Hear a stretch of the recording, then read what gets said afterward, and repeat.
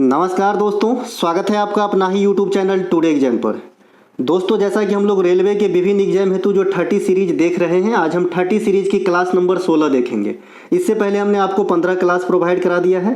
साथ ही साथ जो बच्चे पीडीएफ बाय किए हैं उनको पीडीएफ भी दे दी गई है। आशा करते हैं कि आप देख समझ रहे होंगे और अपने तैयारी को एक सही दिशा में ले जा रहे होंगे। दोस्तों, आप सभी को पता होगा कि मैं वही पढ़ाता हूं जो आपके काम के हैं, है ना। तो वीडियो अगर आपने ओपन कर ही लिया है तो शुरू से अंत तक जरूर देखिएगा, तभी आपको पूरी फायदा हो पाएगी। देखिए, मैं यूट्यूब पे पढ़ाता हूं, इसका मतलब ये नहीं है कि कंटेंट कोई भी उलूल जुलूल पढ़ा दूंगा। यकीन मानिए, किसी के 2000 का भी क्लास होगा ना तो उसी लेवल, उसी टक्कर की कंटेंट मैं आपको पढ़ाता हूँ। ठीक है भाई, और ये बात कहीं ना कहीं आप भी समझ रहे होंगे, तो वीडियो को पूरा देखा कीजिए। चलिए शुरू करते हैं आज का ये क्लास। इससे पहले आप सभी को पता होगा कि एसएससी के एग्जाम के लिए रामबाण हमारा पैरासीटामोल 500 जो 6 एग्जाम में धूम मचाने के बाद आप लोगों के समक्ष अभी भी विद्यमान है। तो अगर आप भी अपने एग्जाम को एक सही मजबूती फाउंडेशन देना चाहते हैं अपने तैयारी को, खास करके एसएससी के लिए, तो पैरासीटामोल 500 आप लोग ले सकते हैं। इसके अलावा S30 भी अवेलेबल है आपके एसएससी के एग्जाम को बेहतर बनाने के लिए। बिहार एसएससी, बिहार पुलिस, बिहार दरोगा के लिए कंटेंट आपका 40 सीरीज वाला अवेलेबल है। रेलवे की जो आप सीरीज अभी देख रहे हैं ये रेलवे के लिए स्पेशल है, तो आपको जैसा रिक्वायर्ड है वैसा कंटेंट आप लोग खरीद सकते हैं इस मोबाइल नंबर पे, है ना, व्हाट्सएप के जरिए, या फिर डिस्क्रिप्शन में लिंक दिया गया है, लिंक क्लिक करके भी जो है आप कंटेंट को बाय कर सकते हैं व्हाट्सएप के जरिए। चलिए शुरू करते हैं आज का ये क्लास। ठीक है भाई, तो अनुरोध है कि शुरू से लास्ट तक जरूर देखिएगा। आपको ही साहब बनाने के लिए मैं पढ़ाता हूं और कुछ विशेष बात नहीं है। चलिए, पहला जो प्रश्न है भैया, निम्नलिखित में से कौन से सागर का कोई भी स्थलीय सीमा एग्जिस्ट नहीं करता? अर्थात एक ऐसा सागर, एक ऐसा समुद्र जिसका कोई भी तटरेखा नहीं है ना, कोई भी जो है लैंड से कनेक्टिविटी नहीं है। तो ये कौन है भैया? सैरगेसो सागर। ये VVI करके रखेंगे, काफी बार रेलवे इसे टच करता है। तो सैरगेसो सागर का जो है कोई भी आपका लैंड वाला सीमा नहीं है, इसकी कोई भी जो है आपका सीमा एग्जिस्ट नहीं करता है। चलिए, सैरगेसो सागर जो है ये उत्तरी अटलांटिक महासागर का पार्ट है। किसके पार्ट है अगर आपसे पूछे तो नॉर्थ अटलांटिक ओशियन का पार्ट है आपका कौन सा भैया? सैरगेसो सागर। इसे ध्यान रखेंगे। सैरगेसो सागर में सरगेमम नाम का एक जो है आपका ब्राउन शैवाल पाया जाता है। तो अगर आपसे पूछे कि ब्राउन शैवाल के लिए फेमस कौन सा सागर है तो सैरगेसो सागर। सैरगेसो सागर किसके पार्ट है? तो उत्तरी अटलांटिक महासागर का, है ना। और कौन से सागर का कोई भी जो है भूमध्य जो है तटरेखा नहीं है, तो आप क्या कहेंगे? सैरगेसो सागर। एक एक बात को ध्यान से सुनते चलेंगे। इनके अलावा ब्राउन शैवाल को अपन क्या कहते हैं? फियोफाइसी कुल के हैं तो इसे फियोफाइटा कहते हैं, और आपका जो है लाल शैवाल को रोडोफाइटा कहते हैं। ठीक है भाई, तो ब्राउन शैवाल को फियोफाइटा और रेड शैवाल को रोडोफाइटा कहते हैं। तो रेड से रोडो याद रहेगा आराम से, है ना, और ब्राउन शैवाल को फियोफाइटा। और शैवाल के अध्ययन को क्या कहते हैं सर जी? अलगी के अध्ययन को क्या कहते हैं? तो अलगी के अध्ययन को हम फाइकोलॉजी कहते हैं। साथ ही साथ अलगी जो है किस कुल में आएगा? तो थाइलोफाइटा। किस में आएगा भाई? थाइलोफाइटा में आएगा। और मैंने आपको बता रखा है कि ये जो थाइलोफाइटा है, देखिए थाइलोफाइटा में अलगी के साथ साथ आपका बैक्टीरिया भी आता है, और बैक्टीरिया के साथ साथ आपका जो है सूक्ष्म जीवाणु और भी कई आते हैं, लेकिन बैक्टीरिया और आपका शैवाल भी आ जाएगा किसमें भैया? थाइलोफाइटा में। इसीलिए थाइलोफाइटा जो है ना, सजीव जगत के सबसे बड़े समूह है ना। जितने भी सजीव जगत में जो भी समूह है उनमें सबसे विस्तृत समूह कौन से हैं? थाइलोफाइटा है। ठीक है भाई, चलते हैं, ध्यान रखने हैं, है ना। चलते हैं आगे।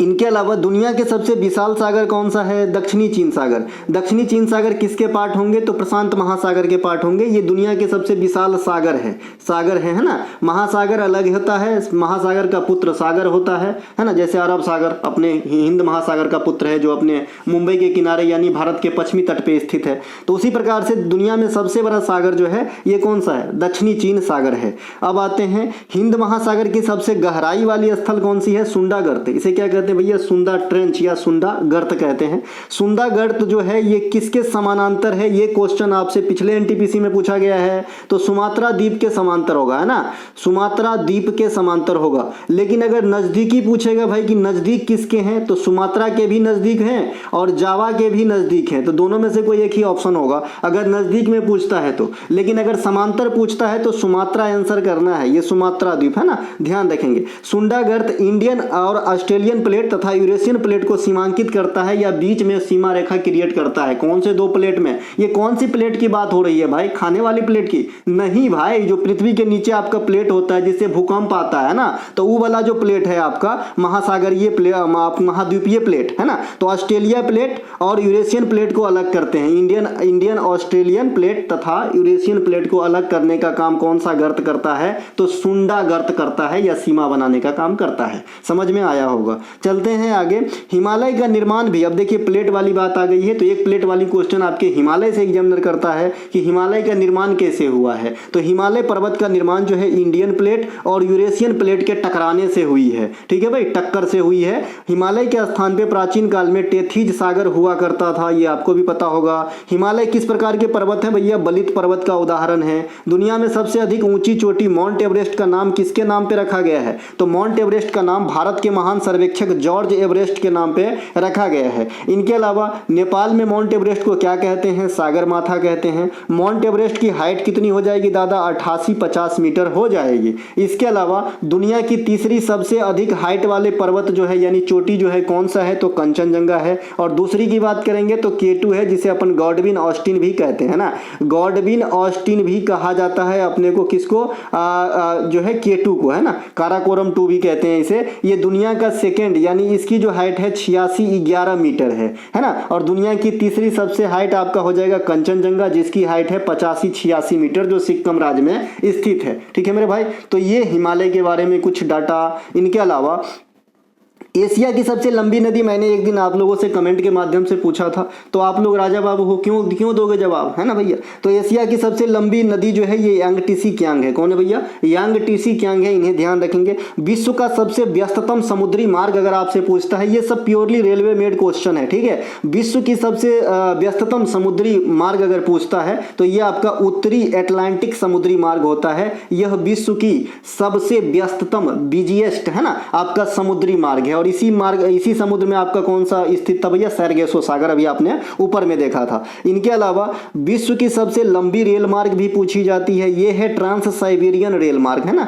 ये कौन सा है? Trans Siberian. और ये कौन सा है? उत्तरी अटलांटिक। तो समुद्री कहेगा तो उत्तरी अटलांटिक, रेलवे वाला कहेगा सबसे लंबी वाला तो ये हो जाएगा ट्रांस साइबेरियन रेल मार्ग। इनके अलावा एशिया में भू आवेष्टित और आपका जो है दक्षिण अमेरिका में भू आवेष्टित काफी क्वेश्चन आपके एग्जाम में पूछे जाते हैं। 4 कंट्री का नाम दे देगा, है ना। पहले राजधानी पूछता था, लेकिन अब सब समझ गया कि राजधानी सब याद कर लिए, तो अब जो है थोड़ा सा लेवल बढ़ा दिया है। ठीक है, तो अब आपको भू आवेष्टित पूछेगा। भू आवेष्टित उसी प्रकार से है ना, भूबद्ध मतलब चारों तरफ से जो है ना जमीन से घिरा हुआ होना चाहिए, कोई भी जलराशि उस देश के किनारे को नहीं धोता हो, ऐसे देश को भू आवेष्टित देश कहा जाता है। तो एशिया के भू आवेष्टित देश जो है आर्मेनिया है, नेपाल है, अफगानिस्तान है। भारत है क्या? नहीं भाई, अरब सागर नहीं लगता, बंगाल की खाड़ी भी लगता है। Kazakhstan, Turkmenistan, Laos, Bhutan, Uzbekistan, Mongolia, Turkmenistan, Tajikistan, Kyrgyzstan, Azerbaijan, ये सभी के सभी क्या है भैया? आपका भू आवेष्टित देश में आ जाएंगे। यानी इसकी जो है कोई भी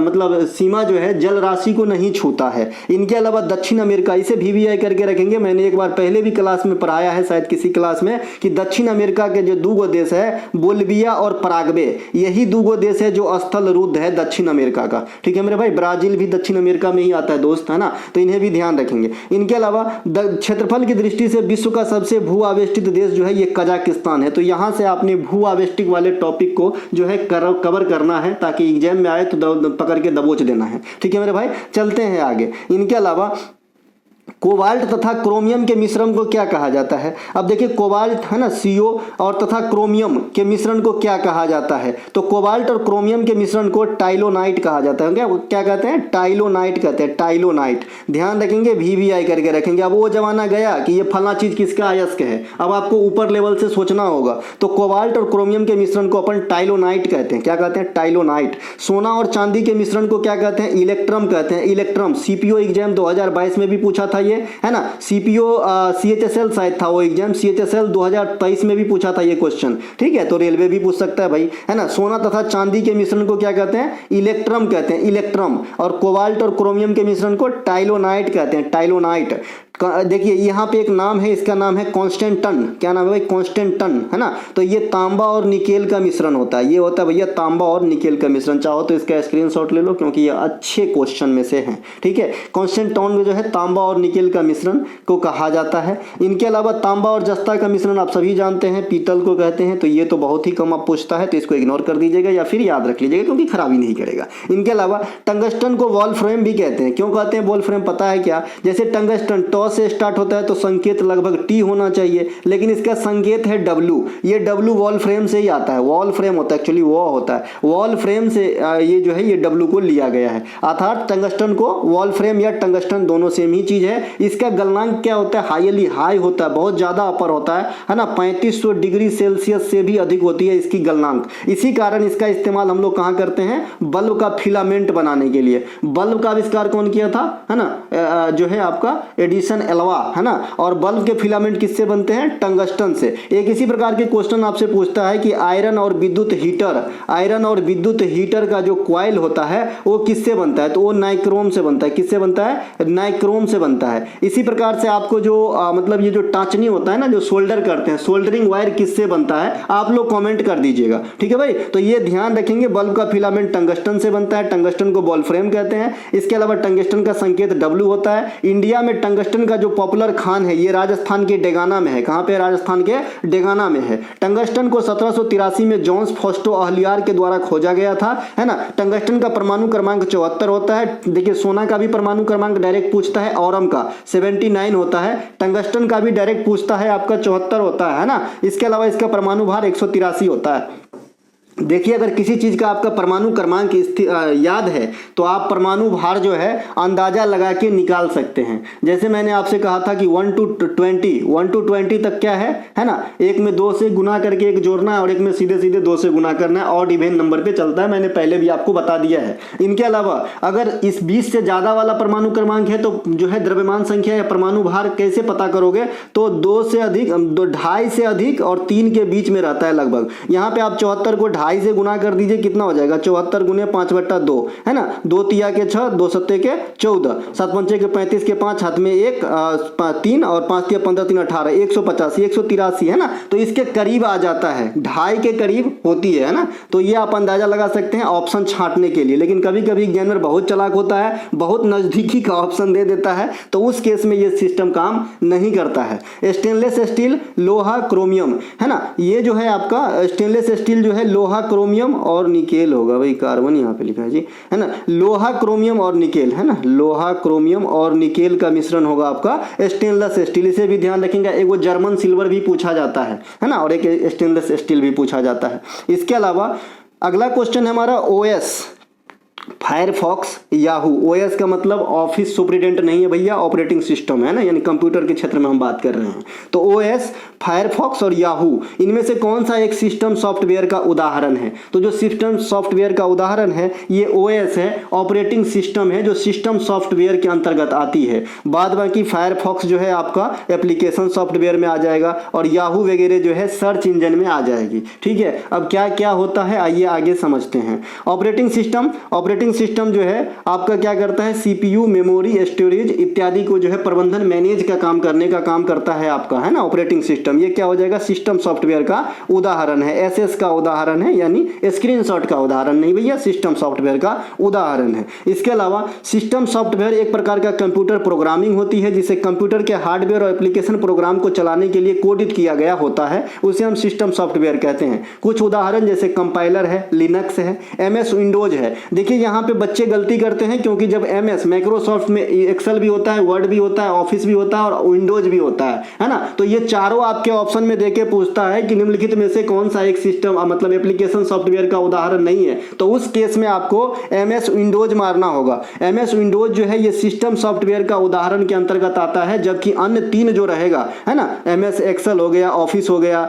एमएस वर्ड हो गया, तो ये सब आ जाएगा आपका एप्लीकेशन सॉफ्टवेयर में, है ना। तो एमएस वाले में जो है विंडोज जो है ये आपका सिस्टम सॉफ्टवेयर में आएगा, बाद में कि जो है आपका चला जाएगा एप्लीकेशन सॉफ्टवेयर में। तो यहां से याद रखने की एक छोटी सी क्लू अपने माथा में सेट कर लीजिएगा, ठीक है। इसके अलावा अब हम एप्लीकेशन सॉफ्टवेयर देखते हैं। एप्लीकेशन सॉफ्टवेयर क्या होता है, तो जो सॉफ्टवेयर या प्रोग्राम है जिसे किसी विशिष्ट कार्य को पूरा करने के लिए कोडित किया गया होता है। इसके कुछ प्रमुख उदाहरण है गूगल ड्राइव, क्रोम वैसे वेब ब्राउजर भी है, लेकिन यहाँ पे एप्लीकेशन सॉफ्टवेयर के अंतर्गत मैंने रख दिया है, वेब ब्राउजर में भी आ जाता है ये। फायरफॉक्स भी उसी प्रकार का है, सर्च करना मतलब वेब ब्राउजर टाइप से ही है। MS Word, MS Excel, MS Office और ग्राफिक्स, ये सभी के सभी आपके एप्लीकेशन सॉफ्टवेयर के अंतर्गत आ जाएंगे। ठीक है, अब देखिए कंपाइलर का काम अलग से समझना बहुत जरूरी है, क्योंकि कंपाइलर से आपको डायरेक्ट क्वेश्चन पूछता है ना। कंपाइलर क्या करता है, उच्च लेवल भाषा को निम्न लेवल भाषा में कोडित करता है, या फिर मशीनी लैंग्वेज जो मशीन समझ सके वैसा बनाने का काम करता है, यानी भाषा का रूपांतरण का काम करता है कौन भैया,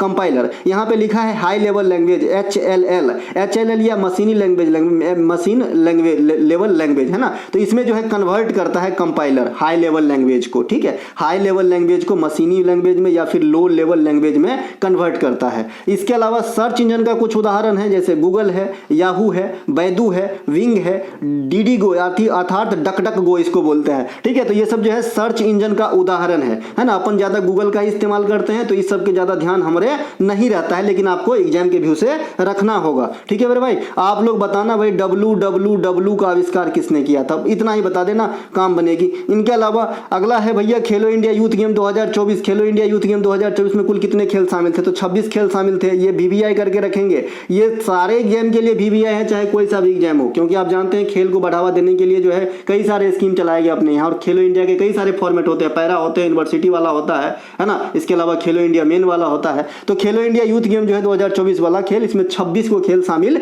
किया गया था। ये कौन सा संस्करण था, तो 6 संस्करण था। और ये कहाँ पे हुआ है, तो 19 से 31 जनवरी 2024 के बीच तमिलनाडु के 4 शहरों में कराए गए थे। ये कुछ 4 को शहर बता दिए थे, शहर का भी नाम याद रखिएगा, क्योंकि पिछले कुछ एग्जाम में शहर के नाम से भी क्वेश्चन आया है। तो जो खेलो इंडिया यूथ गेम 2024 में हुआ है 6ठा संस्करण, ये आपका 4 को शहर है, चेन्नई, मदुरई, कमतूर और त्रिची। ये चारों के चारों तमिलनाडु का शहर है। पहली बार स्क्वैश खेल को इस खेल में इस प्रतियोगिता में शामिल किया गया था। और सिमलंबम को तो डायरेक्ट याद रखना भाई, ये पूछेगा आपको कि तमिलनाडु का मार्शल आर्ट फॉर्म कौन सा है, तो आपको याद रखना है सिमलंबम, है ना, इस प्रकार से नाम है इनका। ये आपका तमिलनाडु का है, जिसे प्रदर्शनी खेल के तौर पे रखा गया था। प्रदर्शन मतलब मेडल इवेंट में शामिल नहीं था, लेकिन मेडल इवेंट में जो पहली बार शामिल किया गया, ये स्क्वैश को शामिल किया गया। ठीक है मेरे भाई, ये आपका तमिलनाडु में हुआ था। विजेता आपका महाराष्ट्र रहा था। ये रहा आपका पदक टैली, यहाँ पे महाराष्ट्र को 57 को गोल्ड, 48 को रजत और 53 को ब्रॉन्ज मेडल के साथ 158 को पदक के साथ पहला स्थान प्राप्त हुआ था। ठीक है मेरे भाई, उप विजेता रहेगा आपका तमिलनाडु, क्योंकि सेकंड स्थान पे है।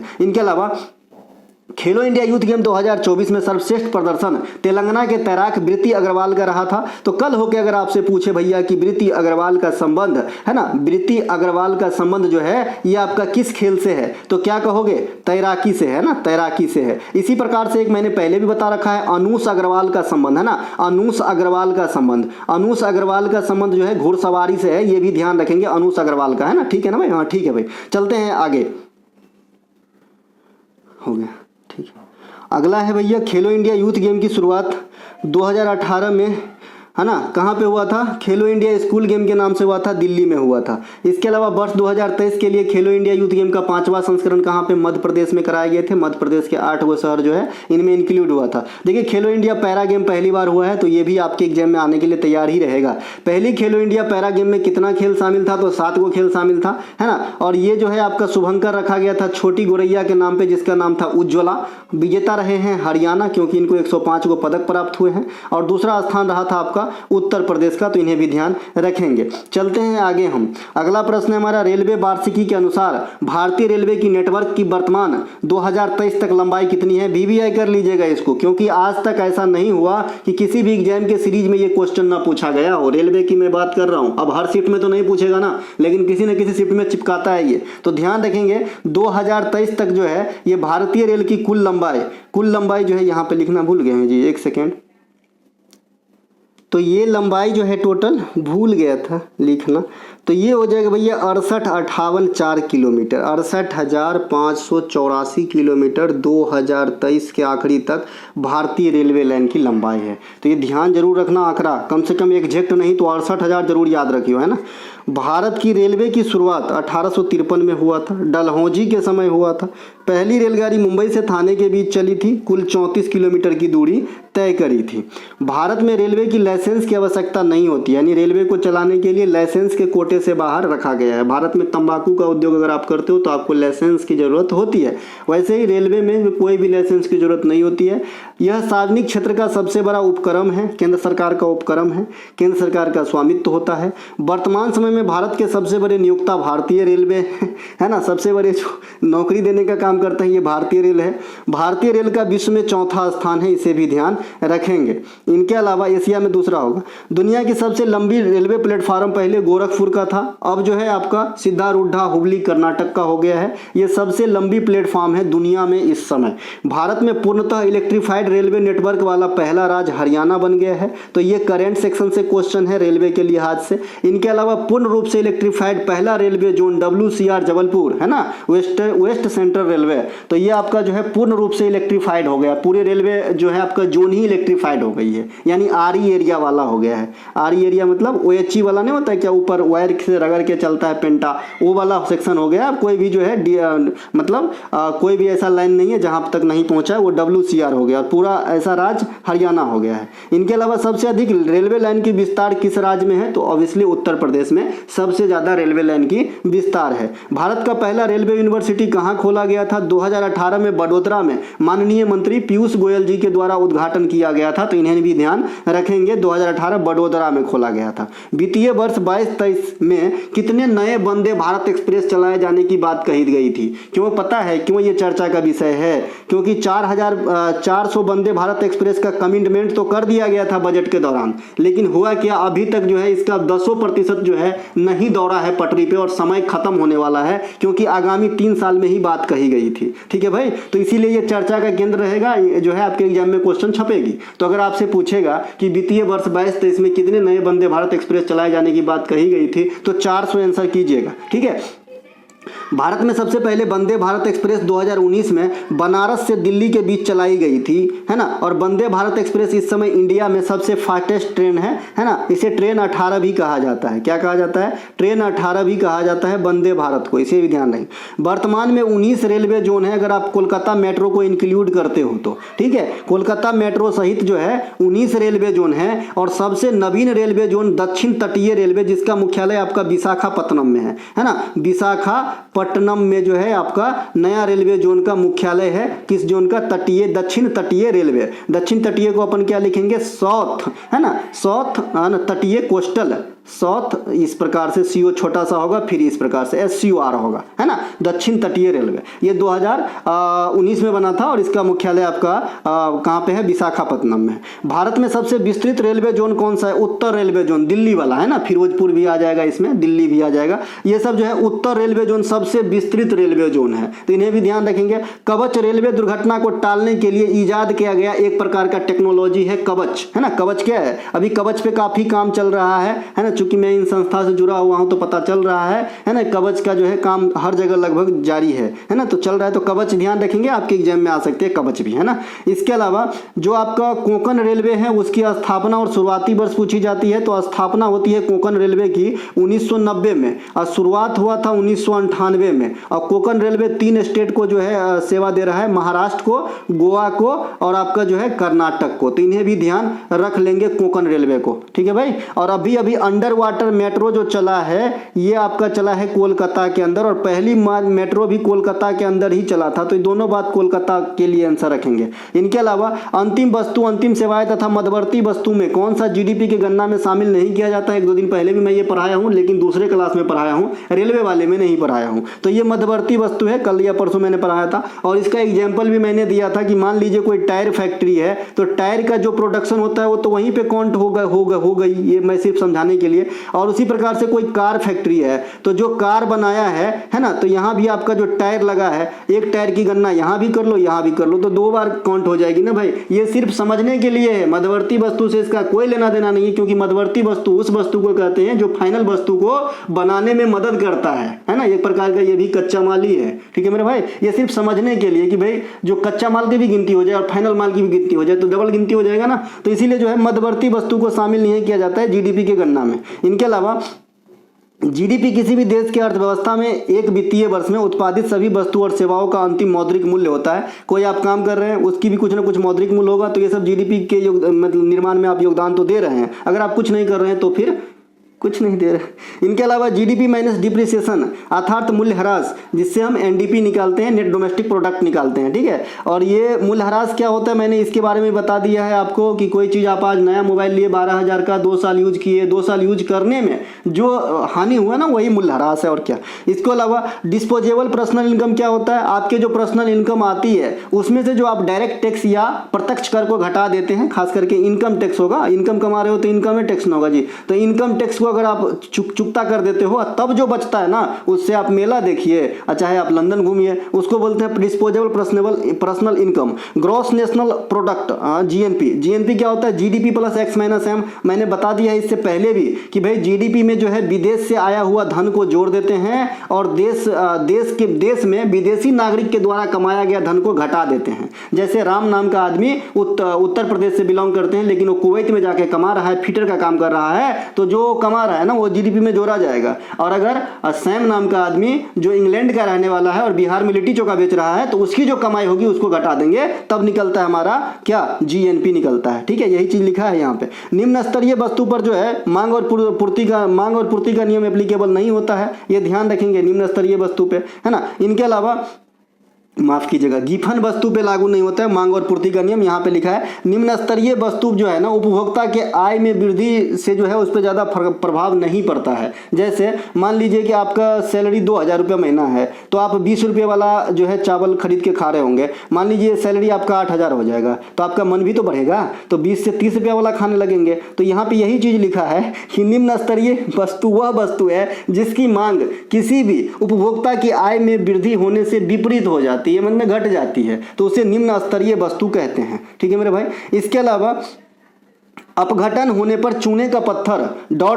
और कार्बन डाइऑक्साइड देता है ना। ये क्वेश्चन पिछले 3 साल में 3 बार रिपीट किए हैं आपके रेलवे के एग्जाम ने, है ना। ये आरपीएफ में भी पूछा गया है, ग्रुप डी में भी पूछा गया है और 2016 के एनटीपीसी में भी पूछा गया है, हूबहू क्वेश्चन, ठीक है मेरे भाई। तो ये क्या है, अभिक्रिया है। मैंने लगभग आपको धीरे धीरे करके सभी प्रकार की अभिक्रिया बता ही दिया है। अब एक उदासीकरण अभिक्रिया एक दिन बता दूंगा, फाइनल हो जाएगा अभिक्रिया, है ना। तो धीरे धीरे हम बढ़ रहे हैं अपने लक्ष्य की तरफ। अपघटन जो है होगा चूना पत्थर का। सबसे पहले चूना पत्थर किसे कहते हैं, कैल्शियम कार्बोनेट को ही कहते हैं, जिसे अपन संगमरमर भी कहते हैं ना, संगमरमर, है ना। संगमरमर होता है भाई, मरमर, संगमरमर, है ना। ये चूना पत्थर भी इसे ही कहते हैं, संगमरमर भी इसे ही कहते हैं, कैल्शियम कार्बोनेट भी इसे ही कहते हैं, है ना। कैल्शियम कार्बोनेट इसे ही कहते हैं। तो ये तीनों बात ध्यान रखेंगे, एक ही आदमी के लिए कहा, मतलब एक ही चीज के लिए कहा जाता है। इसके अलावा ये मेटामॉर्फिक चट्टान है, ये भी ध्यान रखेंगे। तो जब आप कैल्शियम कार्बोनेट अर्थात चूना पत्थर को जो है अपघटन करोगे तो कार्बन डाइऑक्साइड गैस और क्या मिलेगा, तो कार्बन डाइऑक्साइड तो एडिशनल प्रोडक्ट हो गया, मेन प्रोडक्ट क्या बनेगा,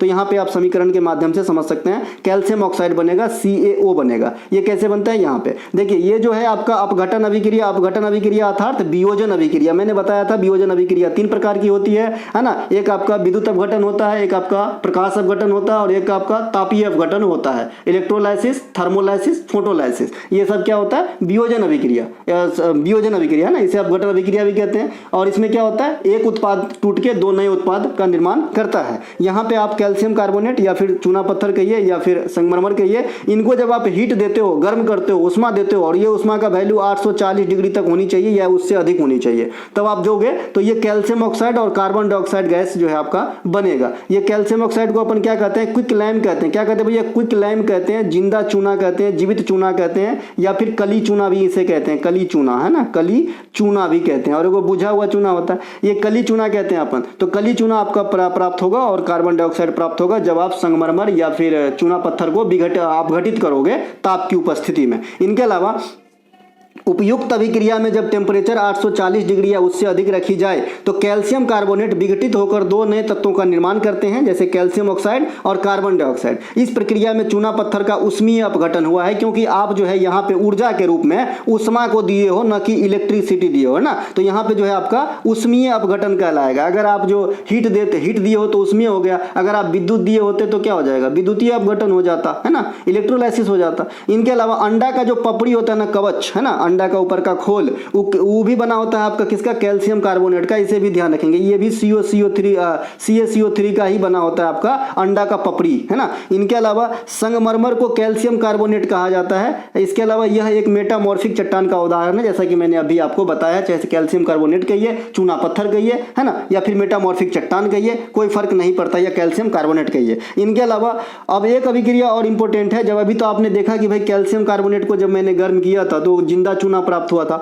अब जिंदा चूना को मैं जल से प्रतिक्रिया करा देता हूं तो क्या हो जाता है, संयोजन अभिक्रिया। क्योंकि आपको पता है संयोजन अभिक्रिया में प्रोडक्ट ए और प्रोडक्ट बी मिलके जो है एकल प्रोडक्ट बनाता है सी, है ना। तो ये संयोजन अभिक्रिया का है। और वियोजन अभिक्रिया में क्या होता है, एक प्रोडक्ट ए ये टूटकर दो प्रोडक्ट बना देता है बी और सी, है ना। तो ये वियोजन अभिक्रिया होता है। तो अभी जो है ये नीचे वाला अभिक्रिया जो अभी आप देख रहे हैं स्क्रीन पे, ये संयोजन अभिक्रिया है। ये आपका जिंदा चूना को जल से प्रतिक्रिया करा दिया है, बुझा हुआ चूना प्राप्त हो गया है, कैल्शियम हाइड्रोक्साइड प्राप्त हो गया है, ठीक है। और इस प्रक्रिया में आपको उष्मा की प्राप्ति होगी और इसे हम कहते हैं ऊष्माक्षेपी अभिक्रिया, ऊष्माक्षेपी अभिक्रिया। और उससे ऊपर वाला जो अभिक्रिया आपने देखा था, है ना, कैल्शियम कार्बोनेट को तोड़े थे हम कैल्शियम ऑक्साइड और कार्बन डाइऑक्साइड में, तो वो ऊष्माशोखी अभिक्रिया था, क्योंकि वहां पे ऊर्जा की जरूरत पड़ रही थी, ठीक है। तो जहां पे ऊर्जा की जरूरत पड़े वो ऊष्माशोखी होता है, और जो ऊर्जा हमें दे वो ऊष्माक्षेपी होता है, ठीक है। इनके अलावा लॉर्ड डलहौजी के द्वारा चलाया गया व्यापक सिद्धांत अर्थात राज हड़प नीति को किस गवर्नर जनरल ने समाप्त कर दिया था,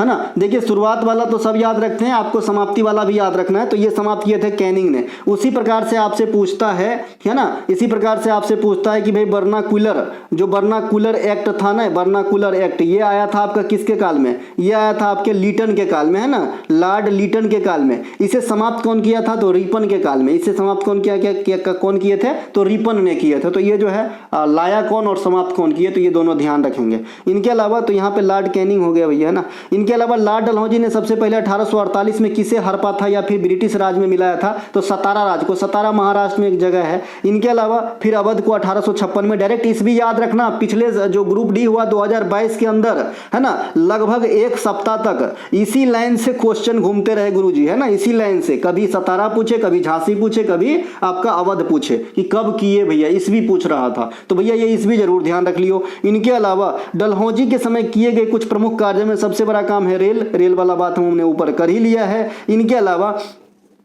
इनके अलावा वुड के डिस्पैच इसी के काल में आया था 1854 में। ये वुड के डिस्पैच को ना भारतीय शिक्षा का मैग्ना कार्टा कहा जाता है ना, भारतीय शिक्षा का मैग्ना कार्टा कहा जाता है। और भारतीय संविधान का मैग्ना कार्टा किसे कहते हैं, पार्ट 3 को, अर्थात फंडामेंटल राइट को कहते हैं। इसी के काल में विधवा पुनर्विवाह अधिनियम लाया गया था 1856 में। इसमें जो है रोल किसका है, ईश्वर चंद्र विद्यासागर का रोल है। एगो विधवा पुनर्विवाह संघ भी मैंने बता रखा है 1861 में, ये महादेव गोविंद रानाडे के द्वारा स्थापित किया गया था। तो दोनों अलग अलग चीज है, अलग अलग इस भी है। इनके अलावा 1854 में डाक टिकट का प्रचलन, ये भी डलहौजी के काल में हुआ था। शिमला का भारत का ग्रीष्मकालीन राजधानी बना दिए थे कौन, डलहौजी ने। तो ये सब आपको ध्यान रखना है। देखिए 2 दिन पहले मैंने आपसे पूछा था कि डुरंड कप की प्रतियोगिता पहली बार कहां हुई थी, अभी भी मैं आपसे ही पूछूंगा कहां हुई थी। इनके अलावा पंजाब में कूका आंदोलन के समय गवर्नर जनरल कौन थे भैया, नॉर्थ ब्रुक। और कूका आंदोलन का नेतृत्व कौन किए थे, राम सिंह बालक सिंह, ठीक है, राम सिंह बालक सिंह। तो इन्हें भी ध्यान रखेंगे, राम सिंह और बालक सिंह जो है कूका आंदोलन पंजाब के नेता थे।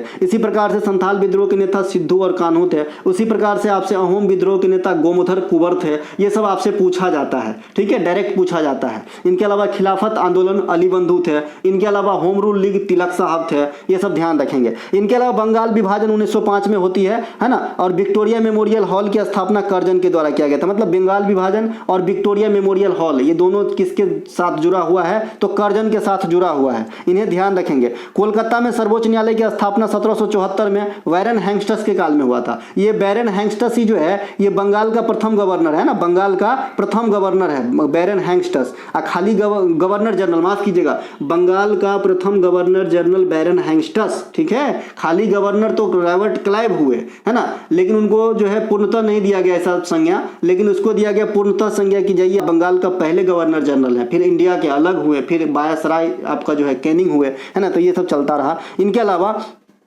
बैरन हेंस्टस हो गया। पिट्स इंडिया एक्ट 1784 में आया, डायरेक्ट ईस्वी आपसे पूछता है। 1774 का रोहिल्ला युद्ध भी बैरन हेंस्टस के काल में हुआ। अब इसलिए 1774 में जब सुप्रीम कोर्ट इनके काल में होगा तो उसी ईस्वी में इन्हीं के समय होना चाहिए, है ना। इनके अलावा भारत में सिविल सेवा का जनक कर्नवालिस को कहा जाता है। इन्होंने बिहार, बंगाल और आपका जो है बिहार, बंगाल, बंगाल बिहार या बंगाल बिहार उड़ीसा भी यहाँ लिख सकते हैं, लेकिन चलिए बंगाल ही ज़्यादातर कीजिएगा क्योंकि उस समय तक बिहार नहीं बना था, क्योंकि 1912 में ना लगवा जी, तो बंगाल ठीक है। तो बंगाल में अस्थाई बंदोबस्त लगवा दिए थे। बंगाल में अस्थाई बंदोबस्त 1793 में लगाया गया था। श्रीरंगपट्टनम की संधि 1792 भी इसी के काल में हुआ था, यानी कर्नवालिस के काल में, तो इसे भी ध्यान रखेंगे। इनके अलावा भारतीय संविधान को अर्ध संघीय के रूप में किसने वर्णित किया है? देखिए भारतीय संविधान को अर्ध संघीय प्रवृत्ति की जो है संविधान बताए हैं केसी हुएर। कौन इसका नाम है भैया? केसी हुएर, VVI करके रखेंगे केसी हुएर को। इनके अलावा भारतीय संविधान की प्रकृति कैसी है? अगर आप वास्तव में देखें तो अंशतः लचीला है और अंशतः ठोस है ना। ऐसा कोई भी काट नहीं है जिससे आप बच नहीं सकते, है ना, और ऐसा कोई भी चीज नहीं है जिसके लिए जो है नियम नहीं है। तो बहुत विस्तृत संविधान है हमारा, दुनिया में सबसे बड़ी लिखित संविधान है। तो इसमें ये किसकी प्रकृति अंशतः ठोस है और अंशतः लचीला है, ध्यान रखेंगे। 26 नवंबर 1949 को बनके तैयार हुआ था।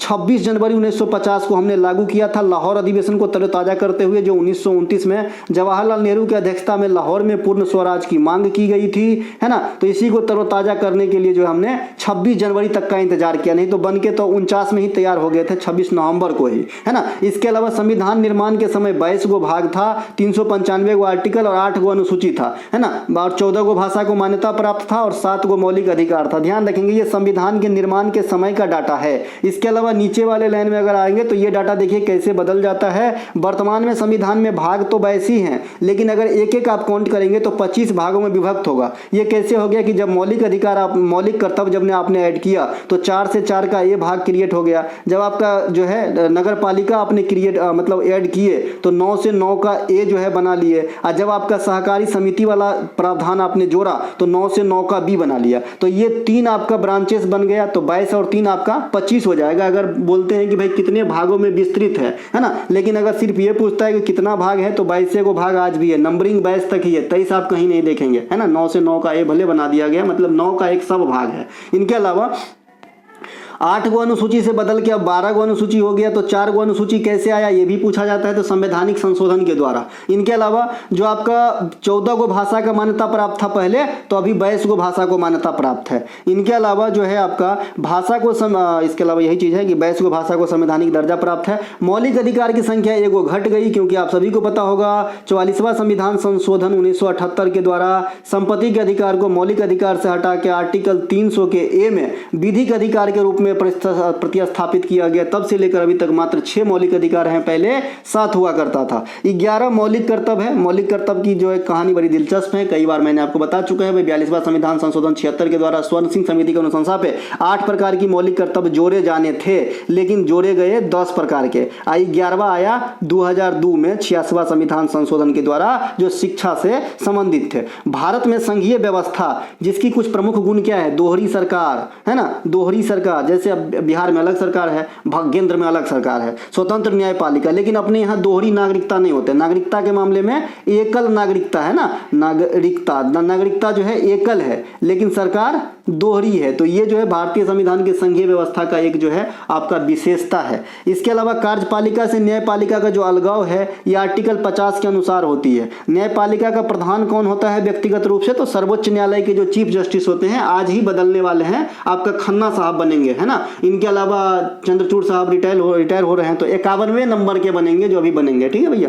तो अभी मैं बाद में बताऊंगा, फिलहाल तो यहाँ से चलते हैं। कार्यपालिका से न्यायपालिका अनुच्छेद 50 से अलग होता बता दिए थे। इसके अलावा प्रस्तावना में जो वर्णित है ना शब्द संप्रभु, ये संप्रभु शब्द काफी काम के हैं और इससे आपसे क्वेश्चन पूछा जाता है कि निम्नलिखित में से कौन से शब्द जो हैं भारत के संविधान को पूर्ण राजनीति, स्वतंत्रता और सर्वोच्च अधिकार वाला बनाता है? तो वहां पे संप्रभु होता है, अखंडता भी होता है ना। तो आपको संप्रभु सेलेक्ट करना है, ठीक है मेरे भाई। इनके अलावा भारत सरकार के कितने अंग होते हैं? तो 3 अंग होते हैं, कार्यपालिका, न्यायपालिका और विधायिका। कार्यपालिका का प्रधान वास्तविक PM होते हैं, वैसे कार्यपालिका का प्रधान राष्ट्रपति राष्ट्रपति को कहा जाता है। न्यायपालिका का प्रधान कौन हो जाएगा? CJI हो जाएगा, चीफ जस्टिस ऑफ इंडिया, है ना, या फिर सर्वोच्च न्यायालय अगर आप सांस्थानिक रूप से पूछते हैं तो। इनके अलावा किस अभिलेख में यह ज्ञात होता है कि गौतम बुद्ध का जन्म लुम्बिनी में हुआ था? रुमनदी स्तंभ अभिलेख में से ज्ञात होता है कि गौतम बुद्ध का जन्म लुम्बिनी में हुआ था। महाराष्ट्र स्थित अजंता की गुफा में जो बौद्ध धर्म की चित्रकारी मिलती है, ये ध्यान रखेंगे। अजंता की गुफा में कितनी गुफा बताए थे? 29 गुफा, सभी के सभी बौद्ध धर्म के। और एलोरा की गुफा में 34 गुफा, इसमें हिंदू भी है, बौद्ध भी है और जैन भी है। तो एलोरा में तीनों और अजंता में सिर्फ बौद्ध धर्म को रिलेट करता है। इनके अलावा इन दोनों को कब यूनेस्को में शामिल किया गया था? तो 1983 में। 1983 में कितने चीज को यूनेस्को में शामिल किया गया था? तो 4 चीज को। कौन कौन से? अजंता एलोरा हो गया, ताजमहल और आगरा का किला भी जोड़ लीजिएगा। बौद्ध धर्म के पवित्र ग्रंथ त्रिपिटक, जिसमें 3 पिटक आते हैं, कौन कौन से? सुत्त पिटक, विनय पिटक और अधम्म पिटक। ठीक है, इनकी रचना जो अधम्म पिटक है, ये तृतीय बौद्ध संगति के दौरान जो पाटलिपुत्रा में अशोक के समय हुआ था, मोगलीपुत्रा तिस्सा के द्वारा किया गया था। इनके अलावा बुद्ध के जीवन के 3 प्रमुख घटना, महाभिनिष्क्रमण जो आपका गृह त्याग है, धर्म चक्र प्रवर्तन जो प्रथम उपदेश है, इनके अलावा जो मृत्यु है ना उसे महापरिनिर्वाण कहा गया है। इनके अलावा हर्यक वंश के संस्थापक बिंबिसार भी बौद्ध धर्म को मानते थे, ये पूछा जाता है। फिर अजातशत्रु जैन धर्म और बौद्ध धर्म दोनों को मानते थे। इनके अलावा बौद्ध धर्म के 2 प्रमुख शाखा है, हीनयान और महायान। कनिष्क जो है ये महायान शाखा से जुड़े हुए थे। बौद्ध धर्म के 4 संगति अजातशत्रु के समय राजगीर में हुआ था, कालाशोका के समय वैशाली में हुआ था, अशोका के समय पाटलिपुत्रा में हुआ था और कनिष्का के समय कुंडलवन कश्मीर में हुआ था। ध्यान रखेंगे। महात्मा बुद्ध अपना पहला उपदेश सारनाथ में दिए थे। सबसे अधिक उपदेश श्रावस्ती जो कौशल जनपद की राजधानी हुआ करता था उस समय, और उपदेश की भाषा क्या थी? पाली। अभी जो है पाली भाषा को शास्त्रीय भाषा का दर्जा दे दिया गया है। अभी इंडिया में शास्त्रीय भाषा की संख्या कितनी हो गई? 11 हो गई है। पहले 6 गो था और अभी एक लॉट में 5 गो भाषा को जो है शास्त्रीय भाषा का दर्जा दे दिया गया है। बौद्ध धर्म से संबंधित कुछ प्रमुख मठ जैसे आपका धमेक स्तूप, ये कहाँ पे है? ये बनारस में है। केसरिया स्तूप बिहार में है। फडोंग मठ, रुमटेक मठ ये सिक्किम में हो जाएगा। हेमिस मठ लद्दाख में हो जाएगा। ताबो मठ या गोम्पा मठ ये आपका करदांग मठ भी लिख लीजिएगा, करदांग है ना, करदांग मठ। ये ताबो, गोम्पा, करदांग ये तीनों के तीनों हिमाचल प्रदेश में हो जाएंगे। इनके अलावा धमेक स्तूप बता दिए थे। इनके अलावा बनारस के बारे में हमें क्यों बता रहा हूँ, चलो ठीक है बताता हूँ। देखिए बनारस जो है ना, यूनेस्को बनारस को संगीत के शहर के रूप में 2015 में घोषित किया गया था। इसी प्रकार से एक क्वेश्चन बनारस से और आता है कि SCO जो है संघाई सहयोग संगठन, उनकी सांस्कृतिक राजधानी के रूप में बनारस को सिलेक्ट किया गया था, तो इन्हें भी ध्यान रखेंगे। बाद बाकी बनारस में देव दिवाली का त्यौहार और गंगा पूजन की त्यौहार होती है, मसाने होली की त्यौहार होती है, ये फिर अलग बनाती है बनारस को। इसके अलावा बनारस जो है ये बरूना और अस्सी नदी के नाम पे रखा गया है, इनका नाम 2015 में बता दिए थे। संघाई ये भी बता दिए थे, लिखा भी है भाई यहाँ पे।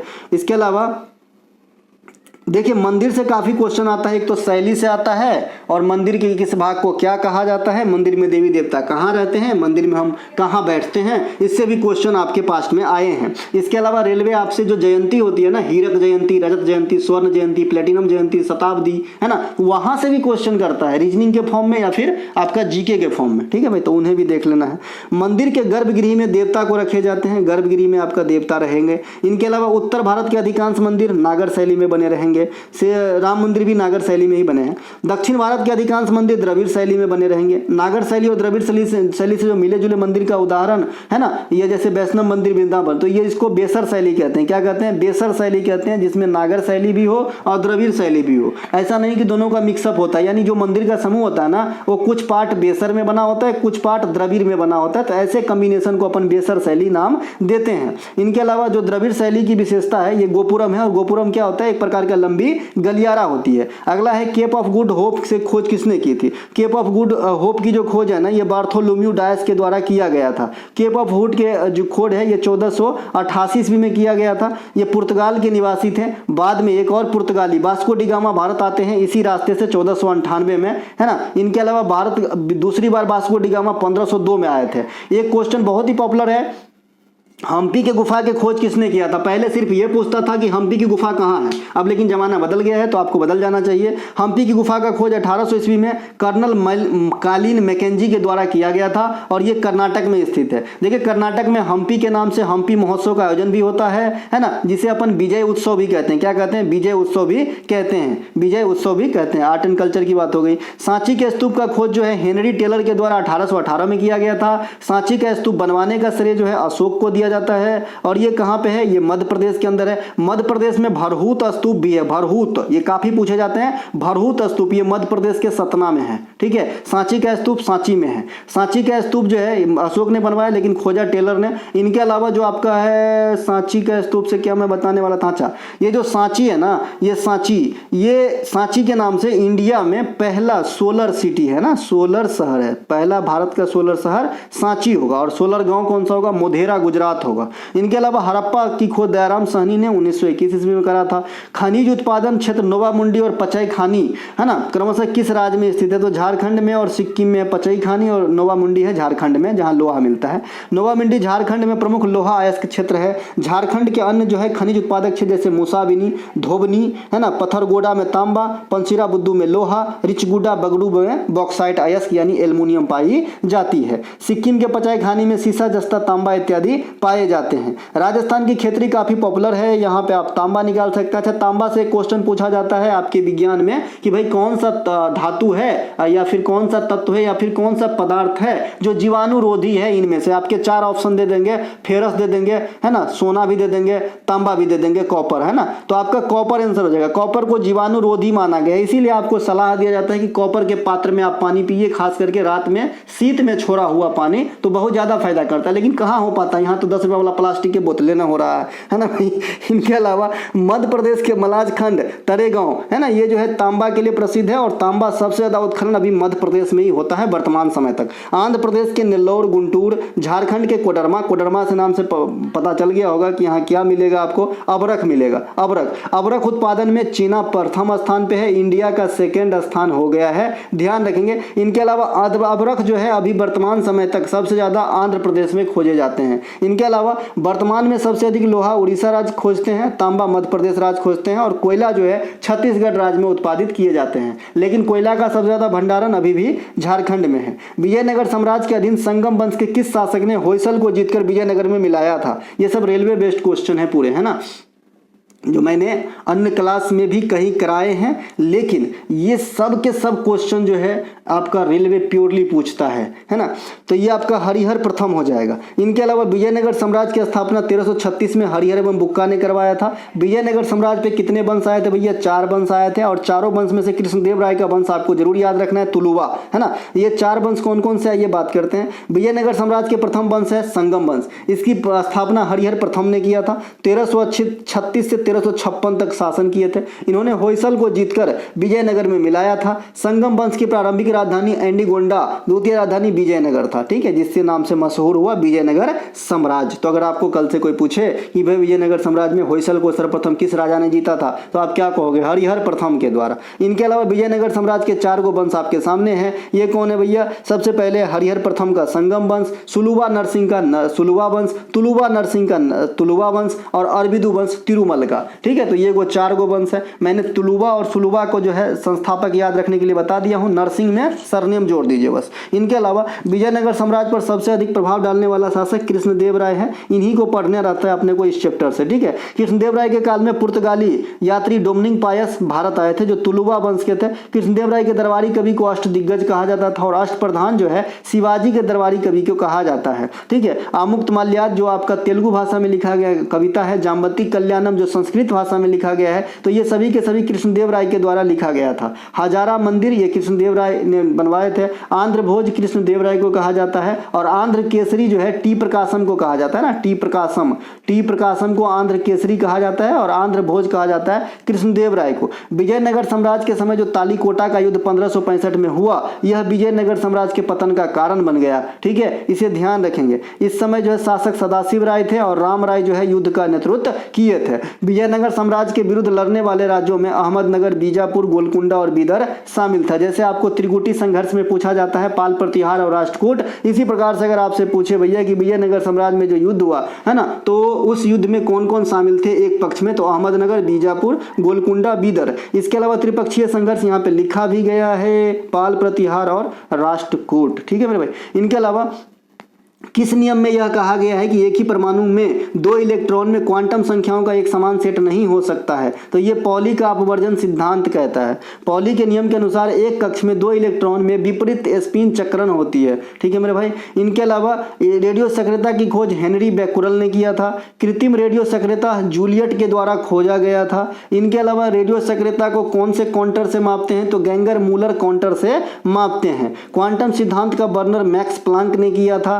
सापेक्षता का समान सिद्धांत ये आपका अल्बर्ट आइंस्टीन E = mc²। अष्टक का नियम न्यूलैंडस ने दिए थे, है ना। 1865 में कैल्शियम तक लागू होता था। परमाणु सिद्धांत जॉन डाल्टन के द्वारा दिया गया, है ना, ध्यान रखेंगे।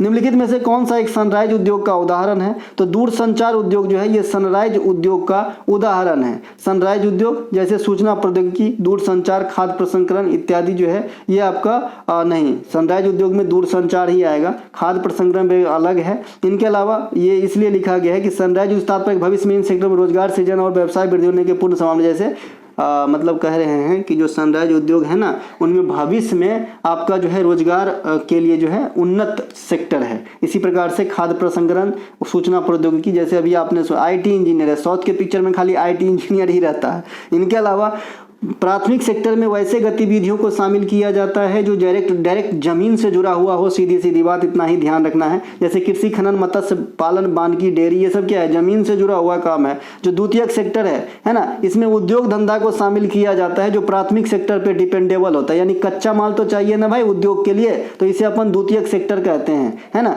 जैसे इस्पात उद्योग, रसायन उद्योग, शक्कर उद्योग, कपड़ा उद्योग इत्यादि, है ना। और तीसरा सेक्टर क्या हो जाता है कि तीसरा सेक्टर वह सेक्टर होता है जो द्वितीय सेक्टर को चलाने में मदद करता है, फाइनेंशियली या फिर ट्रांसपोर्टेशन। ठीक है भाई। तो इसमें जो है आपका सेवा क्षेत्र भी कहा जाता है तीसरे को, जैसे बैंकिंग हो गया, वित्तीय फाइनेंस हो गया, या फिर परिवहन वगैरह हो गया, तो ये तृतीय सेक्टर में आ जाता है। इसके अलावा यहाँ से एक बार एसएससी ने पिछले एग्जाम में क्वेश्चन पूछा है कि भाई द्वितीय क्षेत्र में कार्य करने वाले को कौन से कॉलर जॉब कहते हैं? तो ब्लू कॉलर कर्मी कहते हैं। तृतीय क्षेत्र में काम करने वाले को व्हाइट कॉलर जॉब, जैसे आप बैंक में काम कर रहे हैं तो आप व्हाइट कॉलर जॉब कर रहे हैं। संविधान के अनुच्छेद 150 का संबंध किससे है? सांसदों के विशेष अधिकार से है। 110 में अपन क्या करते हैं? धन विधेयक से संबंधित बातों को समझते हैं। धन विधेयक कहाँ प्रस्तुत किया जाता है? लोकसभा में प्रस्तुत किया जाता है। धन विधेयक को अंतिम रूप से जस्टिफाई कौन करता है? तो लोकसभा के स्पीकर के द्वारा किया जाता है। अनुच्छेद 112 किससे संबंधित है? बजट से संबंधित है। बजट के जगह पे भारतीय संविधान में क्या चीज मेंशन है? तो वार्षिक वित्तीय विवरण मेंशन है। इनके अलावा भारत का वित्तीय ईयर क्या होता है भैया? 1 अप्रैल से अगले साल के 31 मार्च तक चलती है। सबसे अधिक बार बजट पेश किसने किया है? मोरारजी देसाई। लेकिन 1-2 दिन पहले ही मैंने बताया है कि लगातार 7 टाइम बजट पेश करने का रिकॉर्ड जो है निर्मला सीतारमण बनाई है। ये एक अलग रिकॉर्ड है। इनके अलावा स्वतंत्र भारत की प्रथम बजट सन्मुखम शेट्टी, गणतंत्र भारत की प्रथम बजट जॉन मथाई के द्वारा पेश किया गया था। अनुच्छेद 79 संसद को मतलब उपबंध करता है। 80 राज्यसभा से और 81 लोकसभा के बारे में जानकारी देता है। ठीक है। भारत का संसद लोकसभा, राज्यसभा तथा राष्ट्रपति से मिलकर बने होते हैं। भारत के किसी भी राज्य के नाम परिवर्तन, सीमा परिवर्तन या नए राज्य के निर्माण संसद के द्वारा की जाती है। ये क्वेश्चन भी पूछा जाता है और इसके ऑप्शन में आपको राष्ट्रपति ऑप्शन में दिया गया रहता है और संसद भी रहता है। इनके अलावा लोकसभा और राज्यसभा दोनों अस्तित्व में कब आए? 1952 में ही आए थे। और दोनों में का जो ढांचा है, सिलेक्शन प्रोसेस हो, चाहे पूर्णतः सदस्य हो, चाहे और भी कई सारी विशेषता हो, आपको मैं अच्छे से कई बार समझा दिया है। लोकसभा के प्रथम अध्यक्ष गणेश वासुदेव मावलकर और उपाध्यक्ष अनंत संयम साहब थे। राज्यसभा के प्रथम जो आपका पदेन सभापति थे एस राधाकृष्णन साहब थे, जो एनटीपीसी 2021 भी पूछा है ना। राज्यसभा के प्रथम सभापति यानी भारत के प्रथम उपराष्ट्रपति एस राधाकृष्णन साहब। आप सभी जानते हैं आर्टिकल 64 के थ्रू जो है उपराष्ट्रपति ही राज्यसभा में अध्यक्ष होते हैं। अनुच्छेद 280 वित्त आयोग का गठन का प्रावधान करता है। अभी जो है 16वां वित्त आयोग चल रहा है। अरविंद पनगडिया साहब जो है, चल नहीं रहा है, अभी लागू नहीं हुआ है, लेकिन गठन हो गया है। अरविंद पनगडिया साहब इनके अध्यक्ष बनाए गए हैं। अनुच्छेद 76 जो है ये महान्यवादी की नियुक्ति से संबंधित है। अनुच्छेद 61 जो है ये राष्ट्रपति पर महाभियोग से संबंधित है। 52, 56, 60 जो है आपातकालीन आपका अनुच्छेद है। 52 राष्ट्रीय आपात है, 56 राष्ट्रपति शासन है और जो 60 है वो वित्तीय आपात से संबंधित है। अगला है निम्नलिखित राष्ट्रों तथा अंतर्राष्ट्रीय संस्थानों में उनका हेडक्वार्टर के साथ किसका मिलान सही किया गया है। UNICEF Washington DC, BIMSTEC Paris, BRICS New Delhi, NAM Jakarta. Option number D यहाँ पे राइट आंसर हो जाएगा, है ना। ब्रिक्स का मुख्यालय नई दिल्ली में है जी, है ना, ध्यान रखेंगे। यूनिसेफ का मुख्यालय कहाँ पे है? न्यूयॉर्क में है। 1946 में एस्टेब्लिशमेंट हुआ था और इनके जो है आपका वर्तमान प्रमुख कैथरीन रसेल है और ये बच्चे से संबंधित कार्य करता है। कौन भैया? यूनिसेफ, है ना, इन्हें ध्यान रखेंगे। इनके अलावा बिम्स्टेक का मुख्यालय कहाँ पे है? ढाका में है। 1997 में इसको जो है बसाया गया था। इसी प्रकार से सार्क का मुख्यालय नेपाल में है और उनको 1985 में आपका जो है बसाया गया था सार्क को, है ना, उसमें 8 गो देश है। इनके अलावा ब्रिक्स की स्थापना 2009 में हुआ था। पहले जो है 4 गो देश आया था, फिर 2010 में साउथ अफ्रीका भी आ गए तो हो गए ब्रिक्स। इसके अलावा 2024 में जो इनकी बैठक होगी ब्रिक्स की, ये रूस में होगी, इन्हें ध्यान रखेंगे। ब्रिक्स का अपना बैंक है जिसे न्यू डेवलपमेंट बैंक कहते हैं और न्यू डेवलपमेंट बैंक में जो नव निर्वाचित आपका हेड है ये डिल्मा राउसेफ है, जो कहाँ के नेता हैं? ब्राजील के। गुट निरपेक्ष आंदोलन नैम का मुख्यालय जाकार्ता इंडोनेशिया में है। इसकी गठन 1961 में की गई थी। इसमें वर्तमान में 120 गो सदस्य देश है। विश्व बैंक का मुख्यालय वाशिंगटन डीसी में है। इसकी स्थापना 1944-45 में किया गया था और ये अजय सिंह बंगा वर्तमान में इनके अध्यक्ष है। साथ ही साथ जो विश्व बैंक और IMF की स्थापना होती है ये ब्रेटन वुड्स सम्मेलन पे होती है। ये कई बार क्वेश्चन आपसे पूछा जाता है कि किस सम्मेलन के अनुसार हुआ था, तो ब्रेटन वुड्स सम्मेलन के अनुसार। खाद्य एवं कृषि संगठन, कल या परसों मैंने पूछा था आपसे, इसका मुख्यालय रोम इटली में है। 1945 में जो है ये आपका निर्माण होता है इसका FAO का। 16 अक्टूबर को हम विश्व खाद्य दिवस मनाते हैं। जम्मू कश्मीर और लद्दाख जो 2 नए केंद्र शासित प्रदेश बन गए, तो भारतीय संविधान का कौन सा आर्टिकल का जो है अब जो है निश्चित हो गया या फिर न लागू होता है? तो 370 और 45 से ये दोनों जो है जम्मू कश्मीर वाला बात से संबंधित था। 377 और 45 से जम्मू कश्मीर को विशेष बनाता था। यह प्रावधान को अब समाप्त कर दिया गया है। लद्दाख तथा जम्मू कश्मीर केंद्र शासित प्रदेश के रूप में 2019 में गठन किया गया था, ध्यान रखेंगे। अभी जम्मू कश्मीर में नवनिर्वाचित मुख्यमंत्री बने हैं फारूक अब्दुल्ला। इनके अलावा जो उप मुख्यमंत्री है ये सुरेंद्र चौधरी उप मुख्यमंत्री बने हैं और जम्मू कश्मीर के वर्तमान जो आपका उपराज्यपाल हैं जो इनका नाम है मनोज सिन्हा साहब, इन्हें ध्यान रखेंगे। भारतीय संविधान के भाग 7 भी निरसित है, भाग 7 भी निरसित है। इनके अलावा प्रसिद्ध ट्यूलिप गार्डन कहाँ पे रहेगा? तो जम्मू कश्मीर में रहेगा। प्रसिद्ध हजरत बल मस्जिद कहाँ पे रहेगा? तो ये श्रीनगर जम्मू कश्मीर में है। करेवा वैली नहीं भैया, करेवा वैली है ना, ये करेवा वैली ये जो है कहाँ पे है? जम्मू कश्मीर में है। केसर के खेती का जो एकाधिकार है वो जम्मू कश्मीर के पास है। सलीम अली नेशनल पार्क कहाँ पे है? जम्मू कश्मीर में है। और सलीम अली बर्ड सेंचुरी कहाँ पे है? गोवा में है। ठीक है, सलीम अली को पक्षी विज्ञानी थे तो भारतीय बर्डमैन कहते हैं इन्हें। भारत का संविधान का अनुच्छेद 31 अब यह भी लागू नहीं होता क्योंकि ये संपत्ति के अधिकार से पहले संबंधित था और संपत्ति के अधिकार कैसे हटा, कब हटा, मैंने अभी बात कर लिया था संविधान वाले ऊपर में जो क्वेश्चन आया था वहां पर। संविधान का 104वां संविधान संशोधन के द्वारा लोकसभा तथा राज्यसभा विधानसभा एंग्लो इंडियन की नियुक्ति की समाप्त कर दी गई है। साथ ही साथ SC/ST की जो आरक्षण है ये 2030 तक अर्थात 10 सालों तक के लिए बढ़ा दी गई है। अभी 106वां आपका अमेंडमेंट आया है जो महिला आपका आरक्षण से संबंधित है। भारत के उत्तरी ध्रुव में स्थित अनुसंधान केंद्र का नाम क्या है? उत्तरी ध्रुव में हिमाद्री है, ये बहुत लेटेस्ट है, ये 2008 की बात है। ठीक है, और दक्षिणी ध्रुव में पहला कौन सा हो जाएगा? यहाँ पे सब लिखा हुआ है। हिमाद्री अंटार्कटिक क्षेत्र में भारत का पहले उत्तरी ध्रुव का अनुसंधान केंद्र है। इसकी उद्घाटन 2008 में किया गया था। पृथ्वी विज्ञान मंत्रालय के अंतर जो है ये आपका जो भी अनुसंधान केंद्र चलता है तो ये पृथ्वी विज्ञान मंत्रालय के अंतर्गत ही आता है। अंटार्कटिका में भारतीय अनुसंधान केंद्र को 2012 में स्टार्ट किया गया था। अंटार्कटिका है ना के जो है के लामसन हिल्स में स्थित है आपका भारतीय अनुसंधान केंद्र। भारत का पहला अंटार्कटिका अनुसंधान केंद्र का नाम दक्षिण गंगोत्री, स्थापना 1984, है ना। इनके अलावा भारत की दूसरी अंटार्कटिका कार्यक्रम मैत्री थी और फिर अभी आपने देखा भारतीय है। तो ये तीनों दक्षिण साइड में है और उत्तर साइड में जो है वो हिमाद्री है। अंटार्कटिका विधेयक 2022 पृथ्वी विज्ञान मंत्रालय, अच्छा इससे स्पष्ट हो जाता है क्योंकि ये कार्यक्रम ही पृथ्वी विज्ञान मंत्रालय के अधीन होती है तो ये विधेयक भी नहीं का रहेगा। चाकू से काटे जाने वाली कौन सी धातु है? तो भाई सोडियम तथा पोटेशियम, इसे आप चाकू से काट सकते हैं। सोडियम तथा पोटेशियम प्रकृति में मुलायम प्रकृति के होने के कारण इसे चाकू से काट सकते हैं, लेकिन ये धात्विक गुण रखते हैं। कमरे के टेम्परेचर पे तरल अवस्था में पाए जाने वाली धातु पारा है, गैलियम है। अधातु में कहेंगे तो ब्रोमीन हो जाएगा, जो आपका कमरे के टेम्परेचर पे लिक्विड फॉर्म में पाए जाएंगे। सबसे अधिक इलेक्ट्रॉन बंधुता दर्शाने वाली क्लोरीन है। सबसे अधिक विद्युत ऋणात्मक तत्व फ्लोरीन है। क्लोरीन और फ्लोरीन ये आधुनिक आवर्त सारणी के समूह 17 से जुड़े हुए हैं, हैलोजन फैमिली का सदस्य है। इनके अलावा सबसे अधिक समस्थानिक पोलोनियम का है। इनके इनके पास 27 समस्थानिक है। इनके अलावा यहाँ पे आपके आवर्त सारणी है, जो चीज़ मैंने बताया यही चीज़ लिखा है। सोडियम का नाम आपका Na होता है, जो लैटिन के शब्द नेट्रियम से लिया गया है। पोटेशियम का आपका सूत्र होता है K, जो लैटिन भाषा के कैलियम से लिया गया है। अभी आपने ऊपर टंगस्टन का सूत्र देखा था W, जो आपका वोल्फ्राम से लिया गया था। ठीक है भैया। इनके अलावा वर्तमान समय तक भारत में कुल कितने महारत्न कंपनी है, जैसा कि अभी एगो महारत्न कंपनी का दर्जा जो है हाल में ही हाल को मिला है। जो आपका एरोनॉटिक्स लिमिटेड है ना, HAL हाल, इनको अब महारत्न का दर्जा दे दिया गया है। तो अब महारत्न का कंपनी जो है 14 गो हो गया है। कैसे याद रखेंगे, घरेलू सिलेंडर दोनों HPCL BPCL है ना, इनको याद रख लेंगे। इसके अलावा सेल भेल गेल एक जैसा नाम है, तो इनको ध्यान रख लेंगे। तो 3 2 5 गो हो गया। एगो कोयला वाला CIL को याद रख लेंगे, तो 6 गो हो गया है ना, 6 गो हो गया।